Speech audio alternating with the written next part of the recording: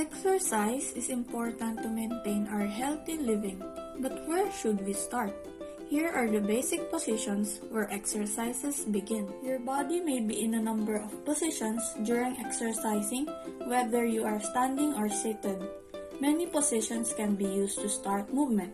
We begin at one point and wind up in another to reach a position. A person's posture refers to how they hold their bodies while standing, sitting, or positioning them for a particular job or movement like kneeling or lying. A. Standing positions. Number 1. Feet together or feet parallel. In doing this position, we need to stand straight and our feet is about 1 inch apart with toes pointing forward, then arms at the sides. Number 2. Stride positions. In doing this position, our feet are apart, about 12 inches wide, and the stride may be made with wider in than 12 inches. Make sure that the weight of the body is on both feet and the trunk is at the center. Again, arms at the sides. Number 3. Lunge position.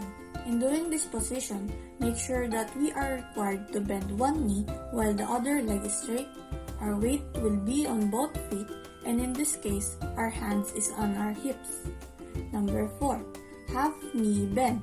In doing this position, make sure that our feet are together and the knees are bent to about 45-degree angle. The feet are flat on the floor, the body is erect, and again, hands on hips. Number 5. Full knees bend or squat position. In doing this position, we need to make sure the knees are fully bent, you are sit on the heels of the feet, and the weight of the body is on the balls of the feet. And again, hands on hips. Letter B. Sitting positions. Number 1. Long sitting position. Seated with hands on hips, body upright, and legs extended forward with toes pointer. 2. Hook sitting position. Knees bend nearly in line with torso, sit on buttocks, upright body, hands on shins of the legs. Number 3. Long sitting rest position. Legs and toes are stretched forward while hands are on the floor in behind. Elbow and boy straight. Tuck sitting position. Holding in the shin of the legs, sit on buttocks with your knees bent near to your body and your back rounded so that your forehead and knees are in contact. Number 5. Stride sitting position. Sitting with the body upright, legs wide apart, and hands resting on thighs. 6. Side sitting position. Bend the right or left leg in front while seated with the other leg stretched to the side. Hands on the knees. 7. Hurdle sitting position. Right leg bent at the back at a 90-degree angle while the other leg is extended diagonally ahead while seated on buttocks. 8. Heels sit. Sit with your feet together and your toes pointed outward while kneeling. Hands placed on the hips. 9. Cross sitting. It involves crossing one leg over the other at the thigh and sometimes turning the foot of the upper leg behind the calf of the lower leg. Frog sitting or tailor sitting. Sit on the floor, bring your feet close to your body while crossing your ankles. Letter C. Kneeling positions. 1. Kneeling position. In doing this position, both of our knees must be kneeling, knees close together, our body must be straight and our hand must be on our waist. 2. Stride kneeling position. In doing this position, our knees must be kneeling and our knees apart. Number 3. Half kneeling position, right or left. In half kneeling, one hip remains extended with weight bearing at the knee and upper leg. The opposite hip and knee are flexed to approximately 90 degrees and our hands must be on our waist. 4. Kneeling position, one leg. Kneeling on one leg is the other extended sideward, forward, or backward. Letter D. Lying positions. 1. Back or supine lying position. The body is fully extended while on the back with the arms above and toes pointed. Number 2. Front or prone lying position. Body is fully stretched with the front of the body touching the ground. Arms in front, toes pointed. 3. Side lying position. The body is fully extended. One hand is on the floor above the other and both hands are bent near to the chest with the palms facing the floor. pointed toes. Number 4. Hook lying position. Lay on your back with your legs bent and your feet flat on the floor, near to your buttocks, with arms up. Number 5. Duck lying position. Pull your knees up to your forehead while lying on your back and grip into your legs' shins. The next position is arm support positions. In this position, we have supine or back arm support. In doing this, we need to lift our body with assistance from your straight arms while lying flat. And we need to make sure that our body is well extended with straight legs and toes. Second is prone or front arm support. In doing this position, we need to lift our body up to the front while supporting it with the arms. And we need to keep our body, legs, and toes all in a straight line.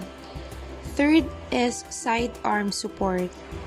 In this position, the right or left arm is used to support the whole body, and we need to make sure that our body is fully extended. The sixth position is 4 base positions. In 4 base positions, we have first, dog stand position. In doing this position, you need to place your hands on the ground while kneeling, and you need to keep your elbows straight and your toes pointed. Make sure that your knees and hands will serve as your base of support.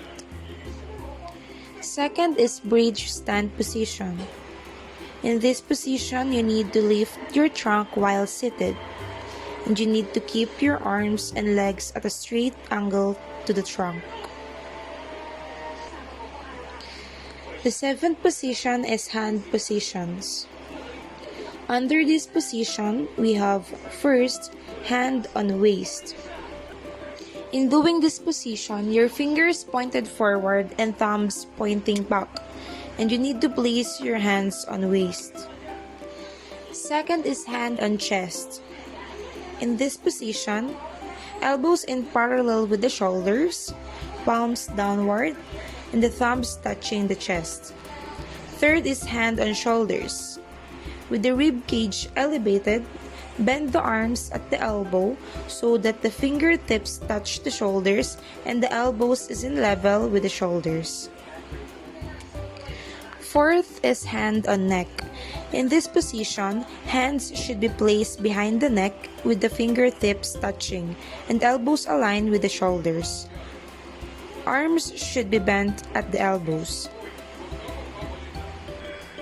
Fifth is hand on hips. In this position, hands should be placed on hips with fingers and thumbs pointing forward. The last position is hand positions. In hand positions, we have arms position and arm oblique position. In those positions, arms can be facing upward, downward, forward, and sideward. In arm position, we have arms forward, arms sideward, and arms upward. While in arms oblique position, we have forward downward, backward downward, sideward downward, and sideward upward. Second is T position. In this position, both arms at the side are bent at the elbows so that the upper arms are at shoulder level. In T position, we have T position and reverse T position. And that's all for basic positions where most exercises begin. Thank you for watching.